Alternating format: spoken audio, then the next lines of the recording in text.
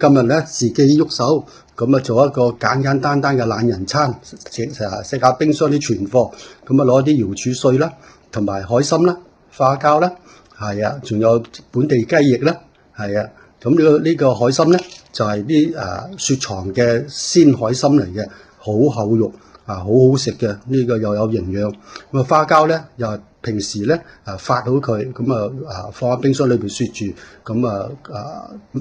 必要時咁你又攞出嚟就有得食咯，係咯。咁同埋少許薑咧準備住咁樣咧就仲有呢個調味料啦，你要準備好啦。呢個舊裝蠔油啦，薄鹽嘅生抽啦，係啦，草菇老抽啦，老抽用少少就得啦，我嚟做色水嘅咋，如果唔係佢奪味嘅。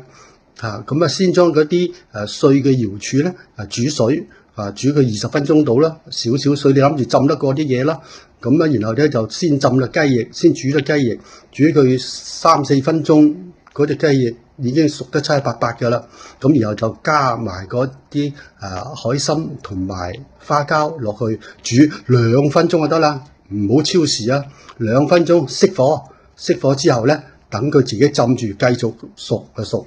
絕對熟㗎啦，你放心咁你睇花膠好靚，係啊，花膠又好厚淨嘅，係啊，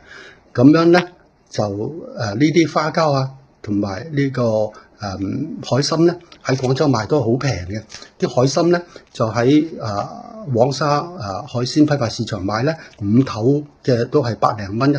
一包㗎啦，咁花膠咧喺和富超市咧賣100幾蚊一斤嘅啫，你粗食。OK 啦，好好噶啦，呢個骨膠原滿骨膠原好正嘅，係啦。咁然後浸佢一陣之後咧，攤凍佢，攤凍咗啲煲嘢之後，咁就放成煲放入冰箱裏邊咯，雪住佢到晚上食，咁有得5-6個鐘啦 ，OK 啦，入晒味噶啦，然後咧就拎出嚟，咁就可以上盤啦。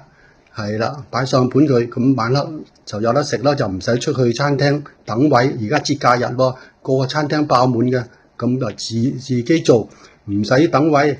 食得一餐好鍋味嘅。嗰啲汁咧仲可以愛嚟撈飯，哇，正到爆啊，好好味，係咯。咁呢一個懶人餐咧係好簡單，而且好省時間，一流